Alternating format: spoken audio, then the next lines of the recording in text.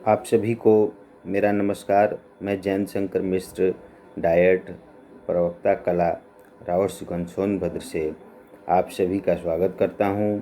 आज मैं डीएलएड चतुर्थ सेमेस्टर 2019 बैच का कला विषय का यहाँ वीडियो प्रस्तुत कर रहा हूं।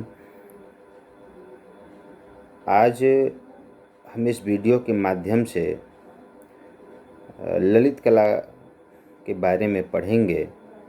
तो आज के आधुनिक काल में कलाओं का वर्गीकरण दो बिंदुओं के आधार पे किया गया है। पहला है उपयोगी कला। यह कला मानव समाज के लिए उपयोगी होता है। और दूसरा है ललित कला। ललित कला सौंदर्य प्रधान होती है। इसमें हम सौंदर्यानुभूति करते हैं और आनंद को प्रदान करने के लिए हमेशा प्रयास करते रहते हैं। तो सर्वप्रथम हम यहाँ थोड़ा उपयोगी कला के बारे में जान लेते हैं कि उपयोगी कला समाज के लिए उपयोगी होता है। इसमें ऐसे विभिन्न हस्तकलाएँ आ जाती हैं जो हम अपने घरों में सजावट के लिए या डेली लाइफ में जो वस्तुएं ऐसा यूज करते हैं वह सब उपयोगी कला के अंतर्गत आती हैं। जैसे आज के आधुनिक परिवेश में तो उपयोगी कला हर एक क्षेत्र में, हमारे डेली लाइफ में हर एक क्षेत्र में जो है यह जुड़ा हुआ है। जैसे आज इसका जो है इसका जो रूप है ये बहुत ही विस्तृत हो चुका है आज के डेट में। और हम अपने जैसे जिन वस्तुओं से हम अपना सुबह से हम अपना जो डेली लाइफ है वो शुरू करते हैं, और जब रात हो जाता है, शाम हो जाता है, तब तक हम ऐसे वस्तुओं का उपयोग अपने जीवन में करते रहते हैं। तो यह सारी वस्तुएं जो है उपयोगी कला के अंतर्गत आती हैं। एक छोटा सा उदाहरण, जैसे हम लोग सुबह उठते ही ब्रश मंजन करते हैं, तो एक प्रकार से उसका जो एक डिज़ाइन है जिस हिसाब से वो डेवलप किया गया है वह उस कला के अंतर्गत आता है। जैसे बहुत सारे अलग अलग प्रकार के बर्तन हैं जो उनके अलग अलग शेप हैं, उनके आकार हैं, वह भी उसके अंतर्गत आ जाता है। और जैसे हम सोने के लिए इस्तेमाल करते हैं चादर वगैरह, तो वो भी आप देख सकते हैं कि कितने कलरफुल और कितने डिज़ाइन के जो प्रिंट हुए होते हैं वो चादर, तो वो भी हम अपने जीवन में उसका प्रयोग करते हैं। तो इस प्रकार से कला का जो है विशेष महत्व है हमारे जीवन में। और यह कला आगे चल कर के, जैसे आप लोग जानते हैं व्यंजन कला, तो जो हम खान पान करते हैं अपने डेली लाइफ में वहाँ भी ये जा चुकी है। बस इसका स्वरूप बदल गया है, लेकिन वो भी एक प्रकार की विशेष कला ही होती है। तो आज मैं चर्चा कर रहा हूँ ललित कला के ऊपर। तो ललित कला, जैसे कि हमारे प्राचीन ग्रंथों में बतलाया गया है कि ललितास्य वश्य राज स्तोत्र में कहा गया है कि शिव को, भगवान शंकर को जब लीला के प्रयोजन की अनुभूति होती है तो वह महाशक्ति, महास्वरूपा, महामाया से प्रेरित होकर के वह जगत जननी माता जगदम्बा के सहयोग से सृष्टि करते हैं। इसलिए शिव की लीला सहचरी होने के कारण महामाया को ललिता कहा गया है। इसी महामाया शक्ति स्वरूपा ललिता द्वारा समस्त ललित कलाओं की उत्पत्ति हुई है, ऐसा हमारे प्राचीन ग्रंथों में उल्लेख है। तो सौंदर्यानुभूति को व्यक्त करने के विभिन्न माध्यम आज के समय में, जैसा कि आप देख सकते हैं कि ऐसे बहुत सारे विभिन्न साधन हैं जिससे हम उस व्यक्ति के बात को रिकॉर्ड करके रख सकते हैं। परंतु पहले ऐसा नहीं हुआ करता था, ऐसे इंस्ट्रूमेंट नहीं थे हमारे पास। तो व्यक्ति उन कविताओं को सुनता था और उसका पूरा आनंद उठाता था, और वह फिर निकल जाती थी। तो वैसे ही या तो फिर उसको लेखनीबद्ध किया जाता था, तो उसको फिर बाद में पढ़ने के काम में लाया जाता था। तो परंतु अगर देखा जाए तो काव्य कला बहुत ही सूक्ष्म होती है, क्योंकि इसमें लिखने की भी ज़रूरत नहीं पड़ती है। जो कवि है वह अपने मन में कल्पनाओं के द्वारा शब्दों का नया नया निर्माण करता है और सामने प्रस्तुत करता है और दर्शक उसका लाभ उठाते हैं। तो इस वजह से इसमें सिर्फ शब्दों की ज़रूरत पड़ती है, और इस वजह से काव्य कला को सबसे ऊपर पहले नंबर पे रखा गया है। और यह जो है कला की पराकाष्ठा को दिखलाता है। दूसरे नंबर पे हम आते हैं संगीत कला। तो संगीत कला दूसरे नंबर पे आती है। इसमें भी कुछ विद्वानों में थोड़ा मतभेद है, क्योंकि उनका कहना है कि संगीत भी जैसे अगर बिना किसी इंस्ट्रूमेंट के सिर्फ गले से अगर हम वोकल जिसे कहते हैं उससे अगर गाते हैं बिना किसी इंस्ट्रूमेंट के सहायता से, तो कहीं न कहीं वह काव्य कला के बराबर ही जा खड़ा हो जाता है। इस वजह से बहुत सारे विद्वानों में मतभेद है। वह पहले संगीत कला को भी मानते हैं, परंतु यहाँ मैं उसका वर्गीकरण कर रहा हूँ। तो जिस समय तक हम संगीत कला में किसी इंस्ट्रूमेंट का प्रयोग नहीं करते हैं तब तक तो वह काव्य कला के समकक्ष रहती है। परंतु जैसे ही हम संगीत में विभिन्न प्रकार के जो वाद्य यंत्र हैं उनका प्रयोग करते हैं, उनके साथ उसका तालमेल बैठाते हैं और उनको जब प्रस्तुत करते हैं तो वह थोड़ी सी स्थूल हो जाती है। हालांकि वह मन को बहुत ही भाने वाला और आकर्षक हो सकता है, परंतु वह कला के दृष्टिकोण से थोड़ी स्थूल हो जाती है। क्यों? क्योंकि हमें अपने आवाज़ के साथ साथ एक इंस्ट्रूमेंट की भी ज़रूरत पड़ने लग जाती है। तो इस वजह से संगीत कला को हम दूसरे नंबर पे रखते हैं। तो आइए देखते हैं तीसरा है चित्रकला। चित्रकला थोड़ा और स्थूल हो जाता है। क्यों? क्योंकि हमें चित्र बनाने के लिए सर्वप्रथम धरातल की ज़रूरत होती है, चाहे वह ज़मीन हो, चाहे पेपर हो, चाहे वो लकड़ी का कोई छोटा सा टुकड़ा हो, पत्थर हो, या गुफा में जो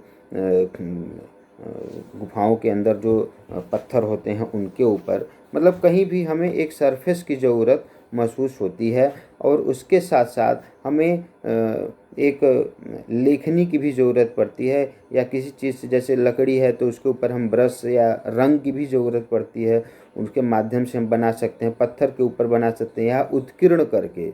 उत्कीर्ण करने का तात्पर्य है कि जैसे लकड़ी है तो उसको खुरच के उसके सरफेस को खुरच दिया जाता है, तो ऊपर वाले सरफेस से नीचे वाला सरफेस थोड़ा अंदर की तरफ कट जाएगा, उसको उत्कीर्ण कहा जाता है।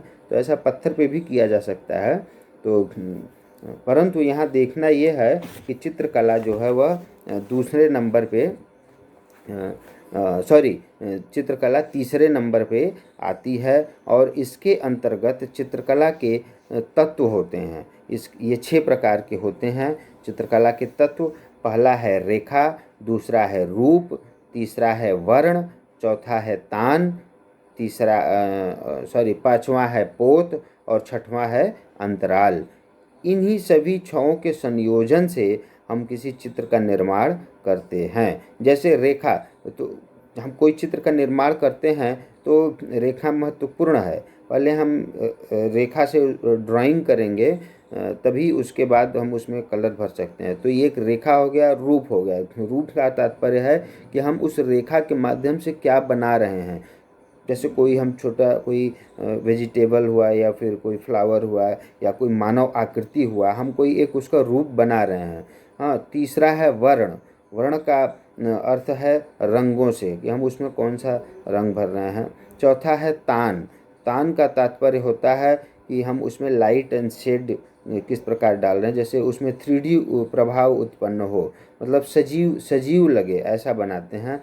तीसरा है पोत। पोत का अर्थ होता है टेक्सचर, मतलब जिस सरफेस पे हम बना रहे होते हैं वह कैसा है, चिकना है या खुरदुरा है, तो उसको टेक्सचर या पोत बोला जाता है। छठवां है अंतराल। अंतराल का तात्पर्य होता है उसका सरफेस, मतलब जिस सरफेस पे हमें बनाना होता है कोई भी ड्राइंग, उसको अंतराल कहते हैं। तो इन्हीं छहों के संयोजन से कोई भी चित्र बनता है।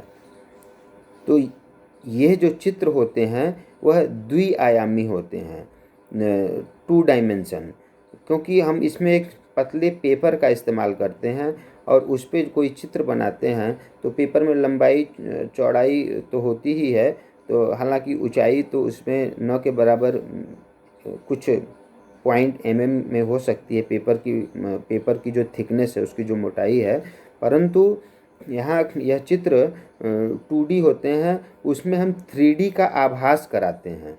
क्योंकि जो चित्र हम बनाए हैं किसी फ्लावर का या फिर कोई वेजिटेबल है या कोई मानव आकृति है, तो उसको हम इतना सजीव बना देते हैं कि दूर से देखने मात्र से जैसा लगता है कि वो सचमुच का वहाँ पे बना हुआ है। तो वो 3D प्रभाव कहलाता है।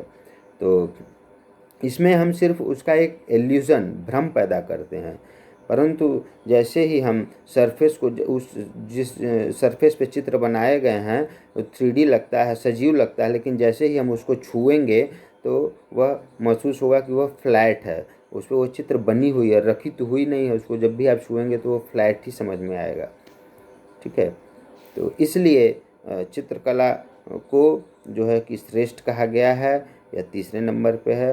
और इसका एक श्लोक है, कला नाम प्रवरम चित्रम धर्म कामार्थ मोक्षदम मांगल्यम प्रथमम होद्यत गृहे यत्र प्रतिष्ठितम।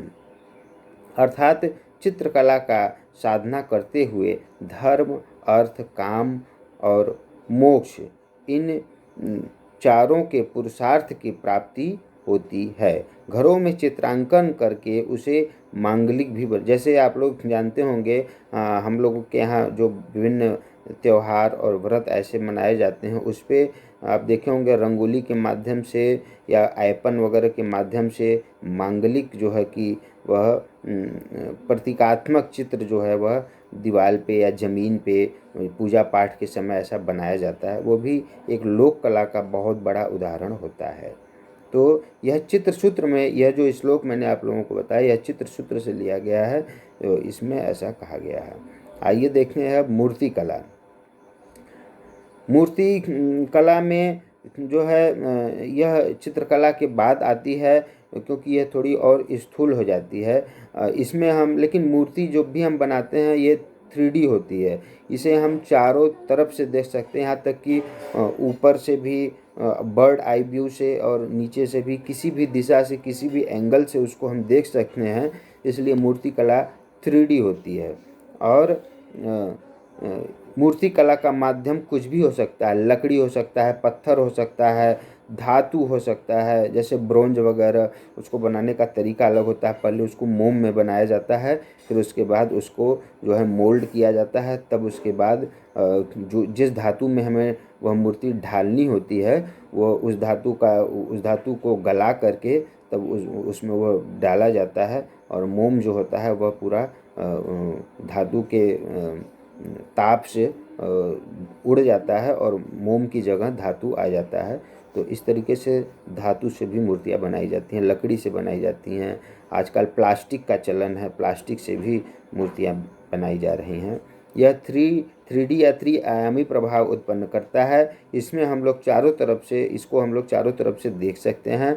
और प्राचीन भारतीय मंदिरों में हमें मूर्ति कला का यदि ज्ञान लेना है तो हमें प्राचीन मंदिरों को देखना पड़ेगा। उसमें अद्वितीय नमूना जो है कि मूर्ति कला के दिखलाए गए हैं। जैसे दक्षिण भारत के चोल काल के नटराज की जो मूर्ति है, वह परमात्मा के विराट स्वरूप का उसमें अंकन किया गया है। और जैसे कि आप बहुत सारे मंदिरों में जाते होंगे तो वहाँ मंदिरों के बाहर जो मूर्तियाँ लगी होती हैं वो बहुत ही अद्वितीय और मंदिर स्थापत्य को ध्यान में रखते हुए बनाई जाती है। तो आगे हम देखते हैं वास्तुकला। वास्तुकला को हम स्थापत्य कला के नाम से जानते हैं। इसे हम भवन निर्माण कला के नाम से भी जानते हैं। वास्तु शब्द की उत्पत्ति वस धातु से हुआ है। इसका अर्थ है निवास करना, अर्थात वह भवन जिसमें मनुष्य निवास करता हो। यह मूर्ति कला से और भी ज़्यादा स्थूल होती है। क्योंकि यह भवन है तो बड़ा बड़ा ही शेप में होंगे, और इसके अंदर हम स्वयं जो है कि रहते हैं, उसमें अपना जीवन जीते हैं, तो इस वजह से यह और भी स्थूल हो जाती है। और वास्तुकला को के विकास का महान स्रोत जो है वह धर्म ही रहा है, और प्राचीन मंदिर, गुफा मंदिर आदि के अवलोकन से यह स्पष्ट हो जाता है कि चित्रकला, मूर्तिकला व वास्तुकला को एक साथ देखते हैं। क्योंकि जब हम मंदिरों में जाते हैं तो हमें वहाँ कला के तीनों रूपों को देखने का मौका मिल जाता है। जैसे उस मंदिर में एक तो वो वास्तुकला के दृष्टिकोण से हो गया मंदिर, दूसरा उसमें मूर्तियाँ भी बनी होती हैं, और मंदिरों में उनकी दीवारों पे पहले एक म्यूरल टेक्निक हुआ करती थी, उसके माध्यम से चित्र भी बनाए जाते थे अर्थ कलर के द्वारा, और उन अर्थ कलर से जो चित्र बनते थे मंदिरों की दीवारों में, वह हजारों वर्ष तक वैसे ही रह सकते थे। अभी भी आप किसी प्राचीन मंदिर में यदि जाते हैं तो वहाँ देखेंगे कि अर्थ कलर के द्वारा चित्र बने हुए प्राप्त होते हैं। हालांकि आजकल कुछ ऐसे मंदिर भी हैं जो नए नए हैं, वहाँ पे एक्रेलिक कलर या फिर एनामेल पेंट जो आता है उसके माध्यम से भी बहुत सारे चित्र बनाए जाते हैं। हालांकि ये तरीका सही नहीं है। अगर हम प्राचीन म्यूरल पद्धति को देखें तो वो सबसे बेस्ट है। क्यों? क्योंकि ये जो एक्रेलिक कलर है और जो एनामेल पेंट की बात मैंने की है, इससे बने हुए चित्र बहुत ज़्यादा समय तक टिकाऊ नहीं रहते हैं। 15 साल 20 साल तक चलने के बाद वह दीवार जो सरफेस होता है, दीवार जो होता है, उससे वह धीरे धीरे छोड़ने लग जाते हैं। जबकि अर्थ कलर में ऐसा नहीं होता, हजारों बरस तक यह दीवार से चिपक के रहते हैं। और हालांकि बीच बीच में इसका संरक्षण भी बहुत आवश्यक है। तो आगे देखते हैं। चित्रकला चित्रकला रेखा, वर्ण, वर्तना, अलंकार के सहायता के द्वारा चित्र का स्वरूप निष्पादित होता है। इस विषय को अधिक स्पष्ट करते हुए वात्स्यायन के कामसूत्र पर यशोधर पंडित ने एक टीका लिखा है, जयमंगला। इसमें जो है कि षडंग के बारे में बतलाया गया है। इसमें कहा गया है कि रूप भेदा प्रमाणानि भावलावण्य योजनम सादृश्यम वर्णिका भंगम इति चित्र षडंगकम। इसलिए चित्रकला के 6 अंग होते हैं, रूप भेद, प्रमाण, भाव, लावण्य, योजना, सादृश्य और वर्णिका भंग। इन्हीं के द्वारा चित्रों का निर्माण करते हैं। पिछले वीडियो में मैं इसके बारे में कुछ थोड़ा ज़्यादा बता पाया हूँ, तो आप लोग वहाँ से भी इसको स्पष्ट कर सकते हैं। और आज यह ललित कला का जो टॉपिक था, वीडियो जो अभी मैं बना रहा हूँ, यह आज संपूर्ण हुआ। नमस्कार।